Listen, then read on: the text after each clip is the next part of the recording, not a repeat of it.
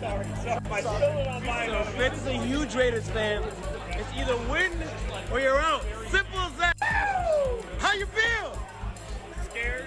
Come on, baby. Let's go Raiders. Let's go Raiders. Jason! Jason! Jason!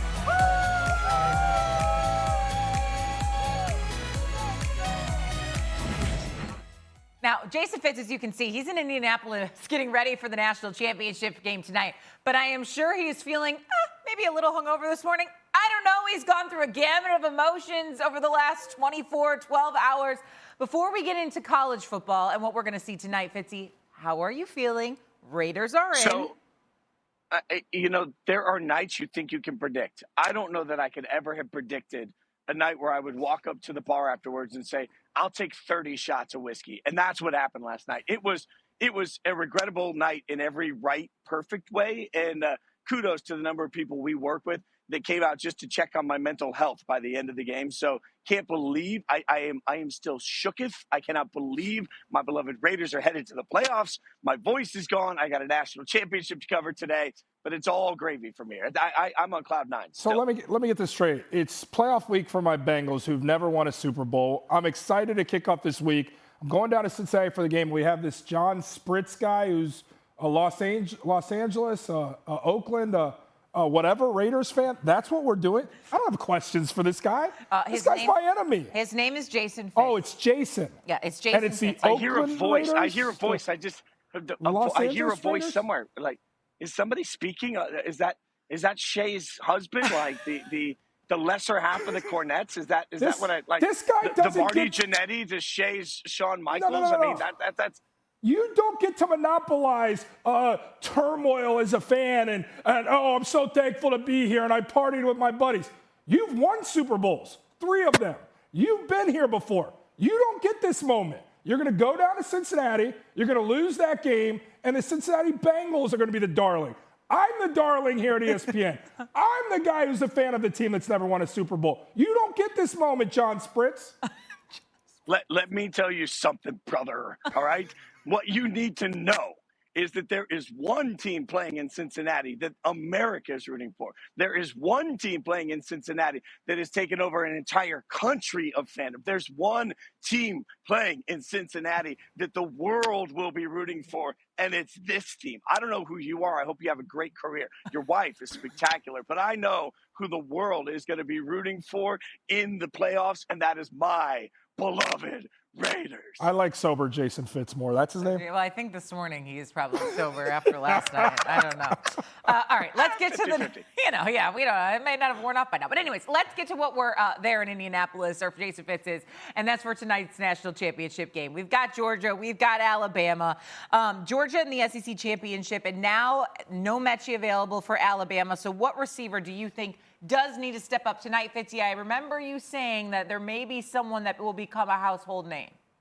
Yeah, I think Hobbs has a good – I mean, they both have a good chance. All the young guys have a good chance. But I will say this, and, sometimes what I try to do is listen to people smarter than me. And I sat in the production office yesterday talking a lot about the receiver corps for Alabama. And one of the things that I was told over and over and over again is you can try and stop Jameson Williams. Doesn't mean you can. So maybe I'm the first to admit I've underestimated that Jameson will be able to get through bracket coverage. But I think that the Alabama wide receiver corps in general is going to have big opportunities, as we talked about, because of the blitz. But I am less confident today than I was 2 days ago that Alabama can be shut down, particularly by Georgia, when it comes to Williamson, even if Georgia tries.